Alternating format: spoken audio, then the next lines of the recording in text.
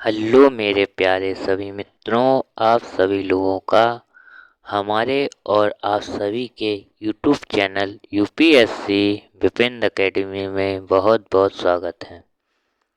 हमारे सभी साथियों, हम आपके लिए एक और क्लास लेकर आए हैं और इसमें हम आपको बताएंगे कि यूपीएससी से संबंधित और स्टेट पीसीएस से संबंधित उत्तर लेखन का अभ्यास कैसे करें। हमारे सभी साथियों, आप हमारे चैनल पर जो क्लासें देखते होंगे उन क्लासों में हम आपको यूपीएससी और स्टेट पीसीएस के जो गाइडेंस क्लास होती है वह हम आपके लिए लेकर आते हैं। यानी कि हम अपने चैनल पर आपको यूपीएससी और स्टेट पीसीएस से जो गाइडेंस उपलब्ध होते हैं वह हम आपको गाइडेंस के रूप में क्लासें उपलब्ध कराते हैं। इससे पहले भी हमने कई प्रकार की गाइडेंस क्लासें आपके लिए उपलब्ध कराई हैं। तो हमारे सभी विद्यार्थी और हमारे सभी साथी हमारे चैनल पर जाकर गाइडेंस प्रोग्राम और गाइडेंस क्लास देख सकते हैं। तो आइए हम आज की कक्षा में देखते हैं कि हम आपको उत्तर लेखन के बारे में किन किन बातों पर ध्यान रखना होगा और उत्तर लेखन के दौरान आपको कौन कौन सी सावधानियां अपनानी होगी। तो हमारे सभी साथी पेन पेपर लेकर अपने साथ बैठे होंगे। आशा करते हैं कि आप पेन पेपर लेकर अपने पास बैठे होंगे। तो आप यह क्लास सिर्फ ओवरव्यू के रूप में देखिए कि आपको उत्तर लेखन का अभ्यास कैसे करना है और क्या जरूरी है, जो मुख्य बातें होती हैं, और आप उत्तर लेखन का अभ्यास किस तरीके से और किन आधारों पर कर सकते हैं।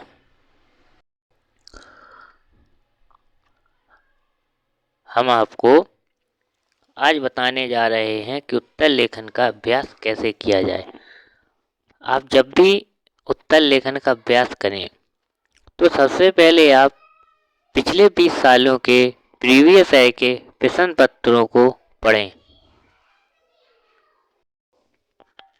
आप उत्तर लेखन के दौरान और अपने प्रश्नों को जो 20 साल के प्रश्न पत्र हैं उनको समझने का और पढ़ने का प्रयास करें और जो 20 साल के पिछले साल यानी कि प्रीवियस ईयर के प्रश्न पत्र हैं उन प्रश्नों के आप हल करने का प्रयास करेंगे। क्या आप सबसे पहले उन प्रीवियस ईयर के प्रश्नों को हल करने का प्रयास करेंगे और उसमें आपको सबसे पहले यह देखना होगा कि जो की पॉइंट हैं उन पर आपको कितना विश्लेषण करने की आवश्यकता है और आप कितना विश्लेषण कर पा रहे हैं। तो आप सबसे पहले प्रीवियस ईयर के प्रश्नों को सॉल्व करने का प्रयास करेंगे और जब आप प्रश्न लिखने का कार्य प्रारंभ करेंगे तो आपको सबसे पहले डेली एक प्रश्न लिखने पर ध्यान देना होगा। यानी कि आप कम से कम एटलीस्ट प्रतिदिन एक प्रश्न लिखने का प्रयास अवश्य करें, तब जाकर अपने आप यूपीएससी के मेंस में आंसर राइटिंग को डेवलप कर सकते हैं।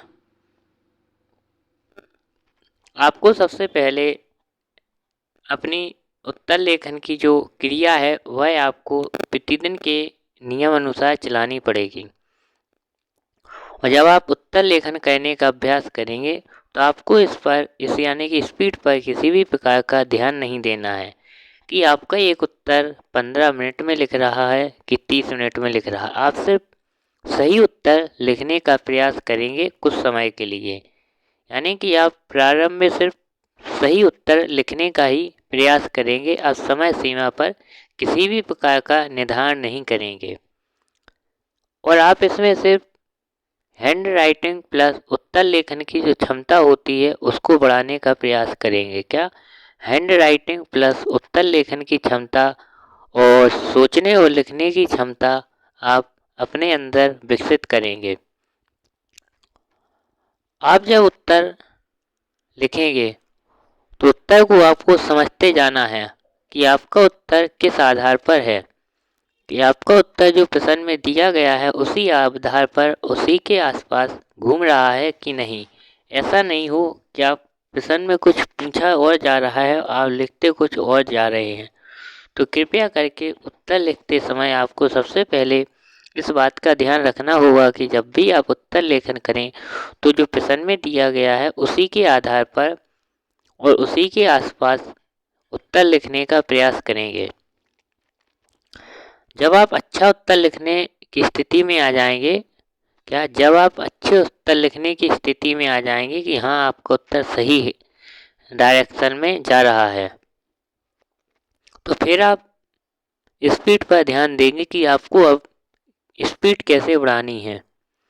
तो आप स्पीड बढ़ाने के लिए आप कम से कम एक प्रश्न को 8 से 9 मिनट में लिखने का कार्य प्रारंभ करेंगे, यानी कि जो आपकी स्पीड होगी वह 8 से 9 मिनट में एक उत्तर लिखने की क्षमता को विकसित करने का प्रयास करना पड़ेगा।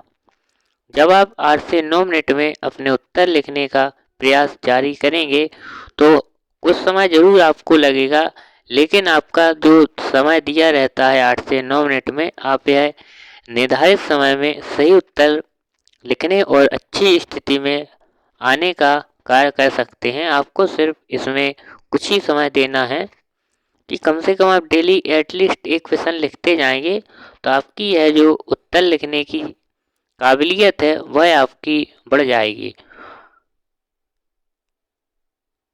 और फिर आपको इसमें कुछ शब्दों पर भी ध्यान देना होता है, जैसे कि आप उत्तर लेखन कर रहे हैं तो अशुद्धियों से आप बचते रहें। क्यों? अशुद्धियों का सबसे ज़्यादा इसमें नुकसान होता है। मात्राओं पर और शब्दों का हेरफेर जो होता है उन शब्दों पर आपको ध्यान रखना होगा, और जो श्रो रेखा है उस पर भी आपको ध्यान रखना होगा, क्योंकि प्रारंभ में आप श्रो रेखा का प्रयोग अवश्य करेंगे, लेकिन जब आप 4-5 प्रश्न लिख लेंगे तो उसमें आपको थोड़ा शुरू से रेखा पर ध्यान देना होगा कि कुछ प्रश्नों में आप शुरू रेखा का थोड़ा थोड़ा प्रयोग करेंगे।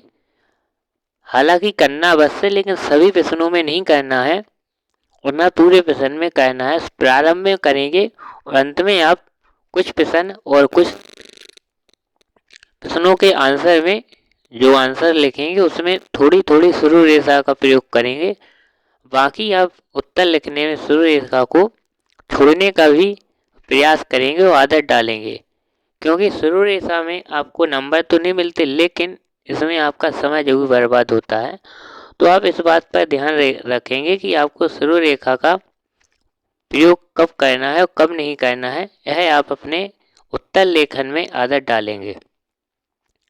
फिर आप जब भी उत्तर लिखें तो जो प्रश्न में समय सीमा और शब्दों की सीमा दी गई है, जैसे कि आपको प्रश्न दिया गया है 200 शब्दों में या 250 शब्दों में, तो आप अपने उत्तर को इतने अच्छे तरीके से प्रेजेंटेशन करेंगे कि जो प्रश्न है आपका, अगर 200 शब्दों में लिखने का उत्तर है, यानी कि 200 शब्दों में आपको उत्तर लिखना है, तो करीबन आप 180-190 में ही ख़त्म करने का कार्य करेंगे।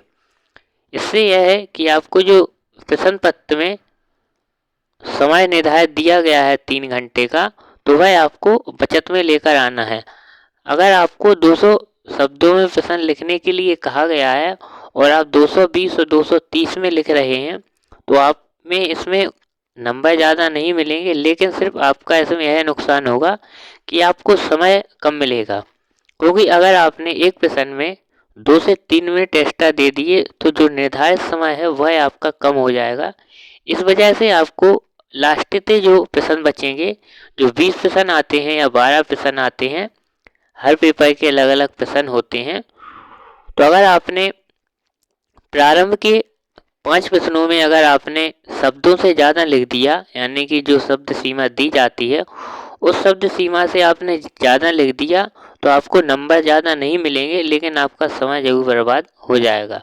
तो इसलिए आपको उत्तर लेखन के दौरान इस बात का भी ध्यान रखना होगा कि कम से कम एटलीस्ट 200 शब्दों का जो उत्तर है उसको आप 180 और 190 के रूप में ही ख़त्म करेंगे, और हो सकता है इसे 175 में ही उत्तर लिखने का प्रयास करें। और अगर आपको 250 शब्दों में लिखना है तो आप 120 से 130 शब्दों में ही उत्तर लिखने का प्रयास करें। क्योंकि आपको कुछ भी कर लें आप, अगर प्रश्न 12.5 नंबर का है तो आप 5 या 6 नंबर से ज़्यादा प्राप्त नहीं कर पाएंगे। क्योंकि यह हमेशा का नियम है, आप 100% ही क्यों सही ना लिखें, लेकिन आपको कम से कम 35 से 40% ही नंबर मिलते हैं। तो कृपया करके आपको इस बात का ध्यान रखना होगा कि जब भी आप उत्तर लेखन करें तो आप अपने शब्दों पर विशेष ध्यान दें कि आपको कितनी सीमा में उत्तर लिखना है, उससे कम ही लिखें। अगर 200 दिए गए हैं शब्द तो 200 में से 190-180 के आसपास ही लिखें। इससे क्या आपके समय की बचत होगी और लास्ट में जो प्रश्न बचेंगे वह आप आसानी से हल कर लेंगे। तो यहाँ पर कुछ शब्दों का ध्यान रखना पड़ता है। जो मेंस के एग्जाम होते हैं वह जीएस के 4th पेपर और ऑप्शनल प्लस ऐसे आपको सिर्फ 250 नंबर के ही होते हैं। तो इसमें आपको कम से कम इतना लिखना पड़ता है कि डेली कम, आप अगर धीरे स्टार्टिंग में शुरुआत में करेंगे तो एक एक प्रश्न लिखना है। और आपको यह हैबिट बनानी है अपनी कि कम से कम डेली जब आंसर राइटिंग करने का टाइम आए तो 3 से 4 घंटे लगातार लिख सकें। क्योंकि एग्जाम एक दिन में 2 होते हैं और 3 दूनी 6 घंटे आपको लिखने का कार्य करना पड़ता है। तो आप कम से कम इतना अपने हाथों का अभ्यास करेंगे कि आपके हाथों में किसी भी प्रकार की कमी ना हो कि लिखने के दौरान आप में दिक्कत हो। इसलिए आप कम से कम प्रारंभ में एक प्रश्न और जब आप प्रश्न लिखने की स्थिति में आ जाएं तो आपको डेली के कम से कम 2 से 3 घंटे उत्तर लेखन पर अभ्यास करना जरूर पड़ेगा। क्योंकि एग्जाम टाइम में आप नहीं लिख सकते, इसलिए आपको पहले से ही अभ्यास करना होगा। क्योंकि आपके जो एग्जाम होते हैं वह एक दिन में 2 एग्जाम होते हैं और 6 घंटे आपको डेली लिखना पड़ेगा एग्जाम में। तो कृपया करके आप अपनी स्पीड और अपने शुरू रेखा अपने शब्दों पर विशेष ध्यान देने का प्रयास करेंगे। तो यहाँ पर हमारी आज की चर्चा समाप्त होती है और हम अगली चर्चा में नए मुद्दे को लेकर फिर आपके लिए प्रस्तुत होंगे।